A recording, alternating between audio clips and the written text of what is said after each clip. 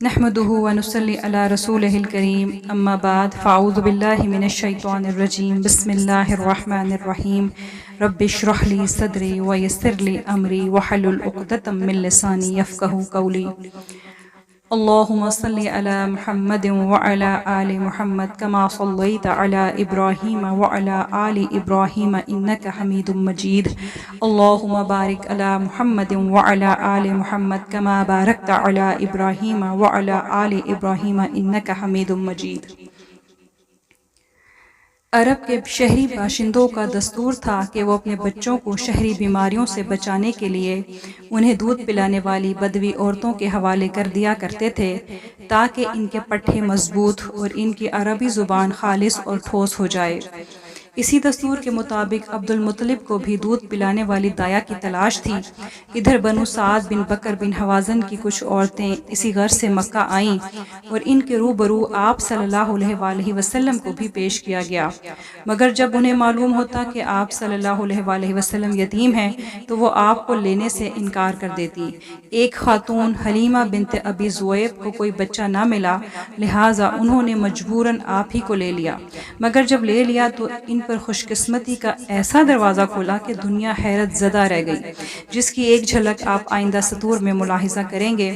حضرت حلیمہ کے والد ابو زویب کا نام عبداللہ بن حارث تھا، وہ آپ صلی اللہ علیہ وآلہ وسلم کے رضائی نانا ہوئے۔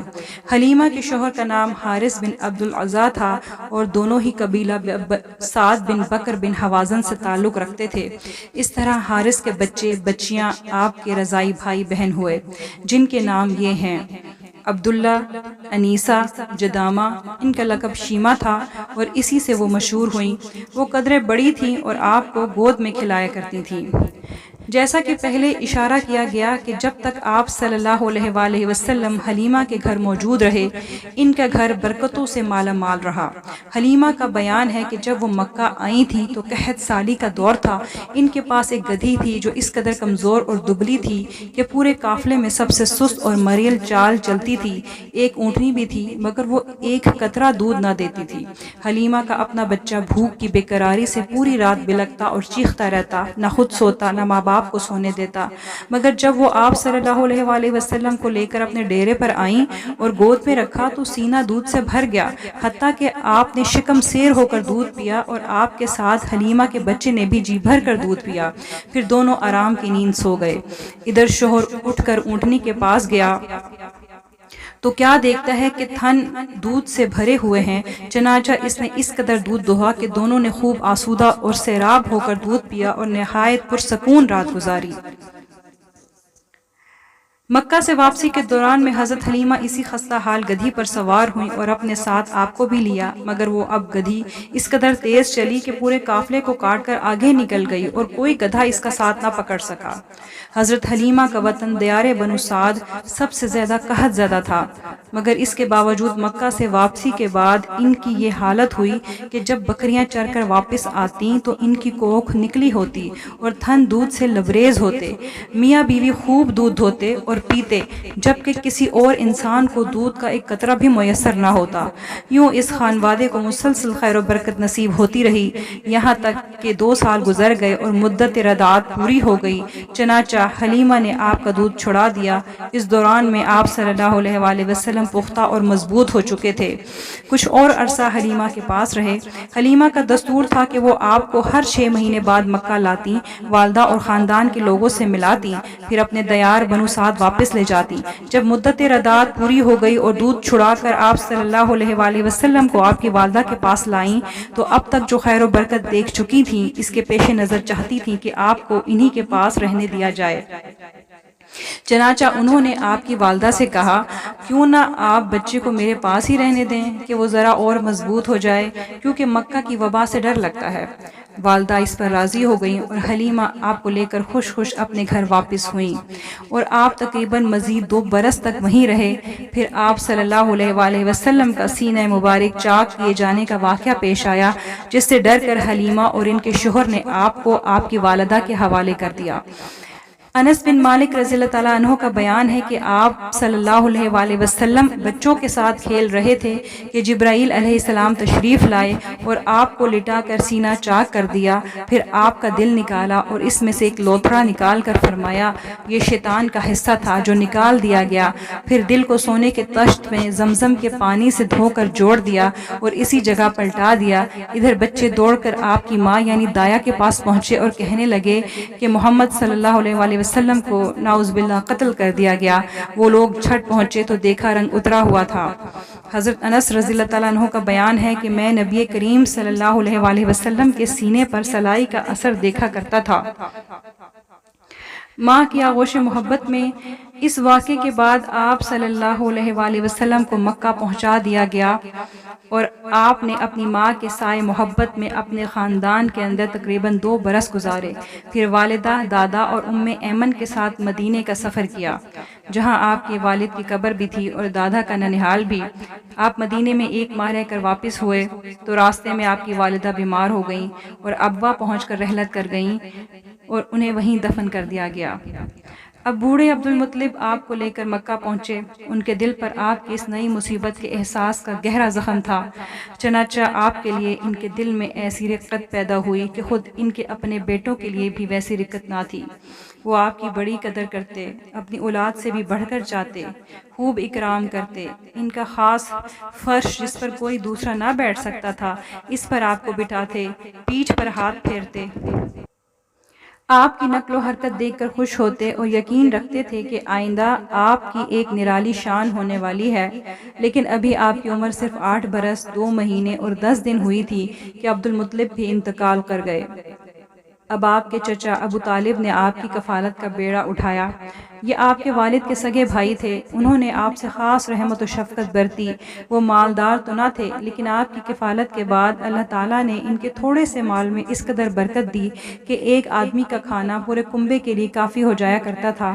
خود آپ بھی صبر و قناعت کا نمونہ تھے، جو کچھ ملتا اسی پر قناعت فرماتے۔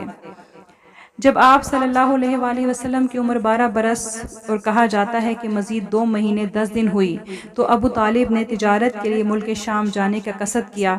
آپ کو ان کی جدائی بہت گراں گزری جس سے وہ بہت بھی متاثر ہوئے اور اپنے ساتھ لے لیا۔ جب قافلے نے ملک شام کی حدود میں پہنچ کر شہر بصرہ کے قریب پڑاؤ ڈالا تو بحیرہ نامی عیسائیوں کا ایک بڑا راہب اپنے گرجے سے نکل کر ان کے پاس آیا اور قافلے کے درمیان سے گزر کر نبی صلی اللہ علیہ وآلہ وسلم کے پاس پہنچا اور آپ کا ہاتھ پکڑ کر کہنے لگا یہ دنیا کے سردار ہیں، پروردگار عالم کے رسول ہیں، اللہ انہیں رحمت عالم بنا کر بھیجے گا۔ لوگوں نے کہا آپ کو یہ کیسے معلوم ہوا؟ اس نے کہا تم لوگ جب گھاٹی سے ادھر ظاہر ہوئے تو کوئی پتھر یا درخت ایسا نہ بچا جو سجدے کے لیے نہ جھک گیا ہو، اور یہ دونوں چیزیں نبی کے علاوہ کسی اور کو سجدہ نہیں کرتی۔ پھر میں انہیں مہر نبوت سے بھی پہچانتا ہوں جو کندھے کے نیچے نرم ہڈی کے پاس سیب کی طرح ہے، اور ہم انہیں اپنی کتابوں میں بھی پاتے ہیں۔ پھر اس نے قافلے کی ضیافت کی اور ابو طالب سے کہا ان کو واپس کر دیں، ملک شام نہ لے جائیں کیونکہ یہود اور رومیوں سے خطرہ ہے۔ اس پر ابو طالب نے آپ کو مکہ واپس بھیج دیا۔ جنگ فجار۔ جب آپ کی عمر 20 برس کی ہوئی تو ذی القعدہ کے مہینے میں اوکاز کے بازار میں ایک لڑائی پیش آئی جس میں ایک طرف قریش اور کنانہ کے قبائل تھے اور دوسری طرف قیس اور غیلان کے قبائل۔ دونوں میں گھمسان کا رن پڑا، فریقین کے کئی آدمی کھیت رہے، لیکن پھر انہوں نے صلح کر لی اور طے کیا کہ دونوں طرف کے مقتولین گنے جائیں، جدھر زیادہ ہوں ادھر والے زائد مقتولین کا خون بہا لے لیں۔ اس کے بعد جنگ ختم ہو گئی اور باہمی شر و عداوت کو مٹا دیا گیا۔ اس جنگ میں آپ بھی شریک تھے اور اپنے چچاؤں کو تیر تھمایا کرتے تھے۔ اس کا نام جنگ فجار اس لیے پڑا کہ اس میں حرام مہینے کی حرمت پامال کی گئی تھی۔ فجار نام کے واقعات 4 بار پیش آئے، ہر سال ایک واقعہ پیش آتا رہا، مذکورہ واقعہ آخری تھا۔ اس سے پہلے کے 3 واقعات میں ہلکے پھلکے جھگڑے پیش آئے، لڑائی صرف اسی چوتھے واقعے میں پیش آئی۔ حلف الفضول۔